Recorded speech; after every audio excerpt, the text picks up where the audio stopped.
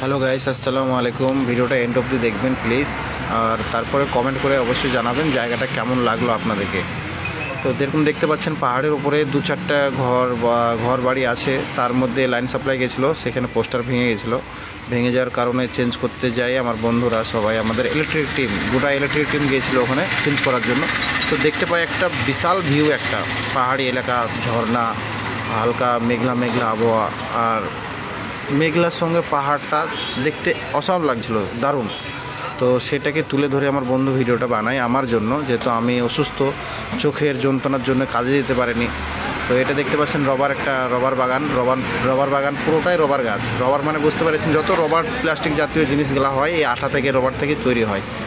তো খুব একটা সুন্দর একটা জায়গা ছিল, অনুভব করতে পারবেন হয়তো কত সুন্দর একটা জায়গা। তো আমি তো যেতে পারিনি, আমার বন্ধুরা গেছিলো, আর সেখান থেকে আমার জন্য ভিডিও বানিয়েছে। তাই আমার বেস্ট ফ্রেন্ডকে আমি বলবো অনেক অনেক ধন্যবাদ, অনেক অনেক থ্যাংক ইউ। সে আমার জন্য কষ্ট করে ভিডিও বানিয়েছে, যেহেতু ফেসবুকের আমার এঙ্গেজমেন্ট কমে যাবে, তার জন্য আমার জন্য ভিডিও শ্যুট করেছে কষ্ট করে। তাকে আমি অনেকটা শুকরিয়া আদায় করতে চাই, আর অনেকটা মন থেকে বলতে চাই ধন্যবাদ।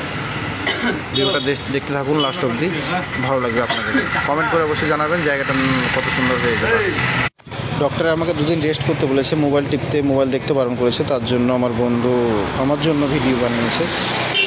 তো দুদিন পর আমি আসবো, দেখা করব অবশ্যই।